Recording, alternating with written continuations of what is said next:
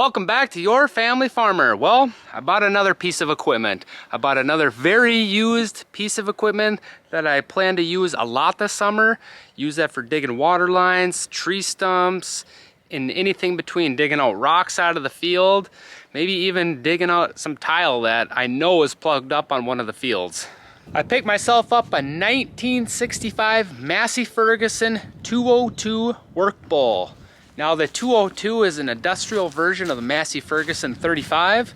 Along with that, I got a Massey Ferguson 222 backhoe and a Massey Ferguson 100 front end loader. I bought this strictly for the backhoe, but let me tell you, the front end loader does serve a lot of power. It's gonna be probably moving a lot of brush. This is a well-used machine. I bought it from an older gentleman who's had it since 1980, and all he did with it was he dug field tile for many years. It hasn't been used all that much over the last 10 years or so, but it's actually in decent shape. The tires are a little worn. The motor was rebuilt in about 1980. It still has a few thousand miles on a 2.2 liter gas engine. It's got some nice front wheel weights. Along with that, in the front, I got an 800-pound cement block. That's gonna come in handy. When all the weight's on the back, it gives me a little bit more in front, along with the wheel weights. Everything works on this machine. The backhoe works, the stabilizer arms or the stabs, they both work, which is crucial when you have a backhoe. Front end loader works, and actually the startup on this and the run, it does pretty well. Unbelievable. I purchased this piece of equipment about 32 miles away, and I had it hauled here via semi. The hauling cost me $300, but the backhoe and tractor and loader itself set me back $2,500, which I thought was a steal, and I did the calculations. If I rented a backhoe for 2 days, one weekend in the summer, it's gonna cost me about $800. So I added a little bit of money to that, and I got my own.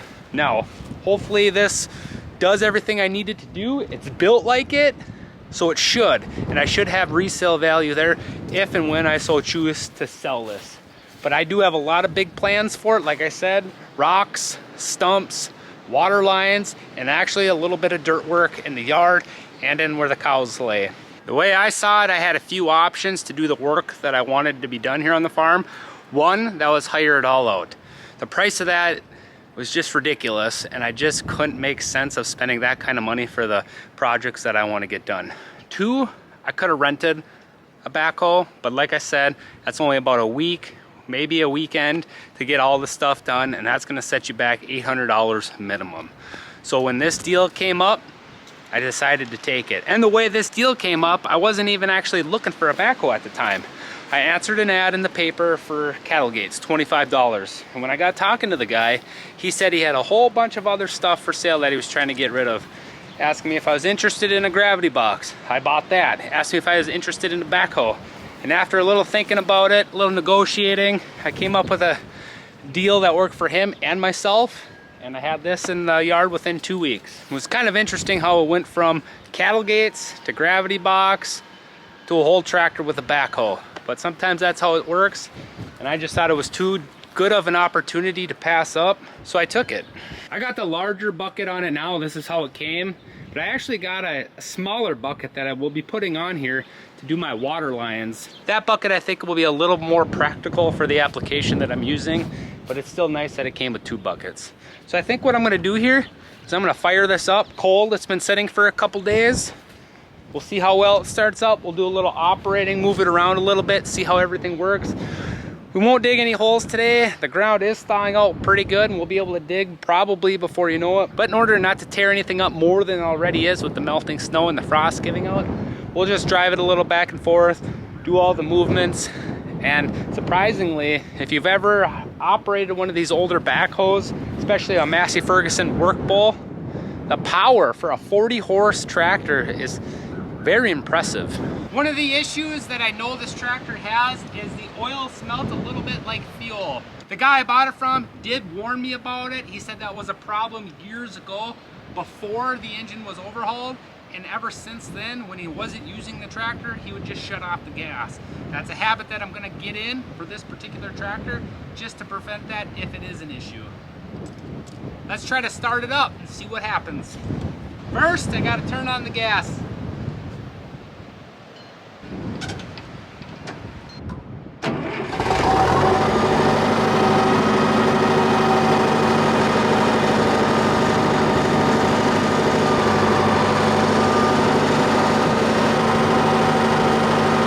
A big thing that sold me on this machine was how well it starts and how well it runs. It starts right up. The guy said he didn't start it for months and it popped off just like it did today.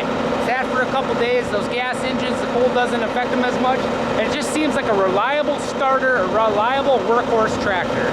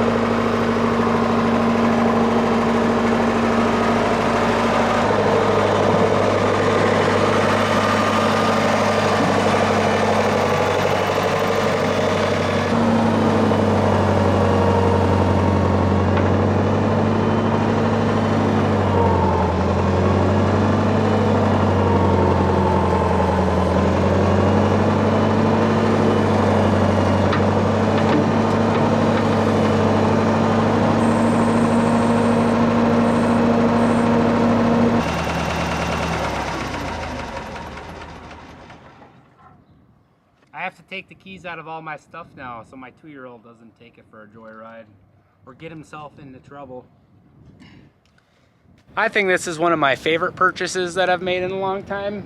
It's unique, it's cool, it's old iron, it'll be fun to drive. I got quite a list of things that I want to get accomplished. We'll see if they actually get accomplished. But if you're interested in seeing how this machine runs over the summer, hit that subscribe button, hit that like button, check out all our previous videos. This will want to be my top projects for the summer, is using this backhoe to put in all kinds of different stuff. If you're new to the channel, this is what this channel is all about, getting started here on the family farm, buying old, outdated, but still very, very workable pieces of machinery. Instead of buying new, renting used, or hiring somebody to do it, I try to do it as much as I can here on the farm.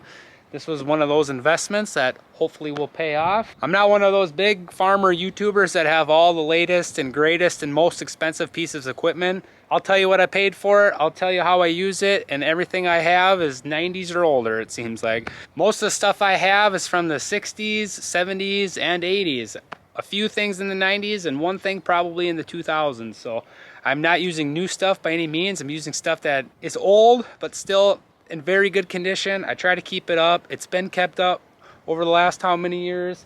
It's just trying to find that fine line of getting started without spending too much money, but you still need reliable equipment. Also, if you're new to the channel, you'll see that I don't have all the fancy stuff. I can't afford it. I might even just be getting started just like you, so check it out. If you're new to the channel, this is nothing new. This is the type of equipment we use here on this family farm as we're just getting started. We're not even a year into when we actually moved onto the property and started farming. It's all older stuff, it's all used stuff. We try to keep it up. We try to buy deals, good deals. We don't have any of that $100,000, $200,000, $1 million in pieces of equipment. This is all hodgepodge together. Facebook Marketplace is my best friend. As a young farmer just getting started, got to keep out for stuff that you can't afford. None of this equipment I took out a loan for, so this is all paid out of pocket. Mostly paid for by my off-the-farm job so far, but we hope to get this farm earning enough revenue to pay for itself and then some. I realize for you and myself, that's not gonna happen right away on a beginning farmer. It's gonna take 5-10 years, and hopefully we can all pull it off. So if you're a new farmer, beginning farmer, a guy who likes old machinery, small time, check out our channel, hit the subscribe button, look at all of our prior videos.